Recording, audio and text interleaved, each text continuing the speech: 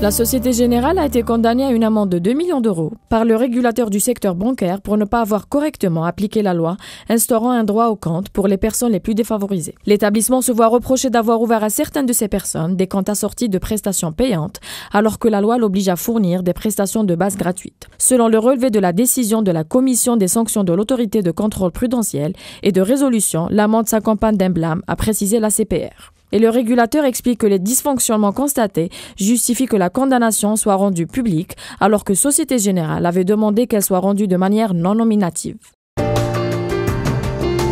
Il ne s'agit plus d'une simple rumeur, mais d'une information bien fondée. L'autoroute Est-Ouest sera bien payante à partir de la fin de l'année 2016. En effet, puisque le coup d'envoi officiel des travaux de réalisation des installations et équipements d'exploitation de l'autoroute Est-Ouest pour le Lot-Centre a été donné hier par le ministre des Travaux publics Farouk Chieli lors d'une visite de travail et d'inspection dans la wilaya de Boumerdès. Le lancement s'est fait en présence d'une délégation composée notamment du wali de Boumerdès, de l'ambassadrice de Suède, ainsi que des représentants des entreprises attributaires des marchés, dont le PDG de Cosider et des chefs de projet d'Indra et Ericsson, qui vont réaliser la partie centre de cette autoroute. L'Ouest a été attribué au groupement italo-algérien pour 29,54 milliards de dinars pour ce qui est du lot Ouest dont les travaux étaient lancés au début de ce mois et les contrats ont été confiés en janvier 2013 au groupement algéro-hispano-portugais pour 25,89 milliards de dinars et un délai de réalisation de 23 mois. Le projet prévoit la réalisation de 15 gares d'accès, 7 centres d'exploitation et d'entretien,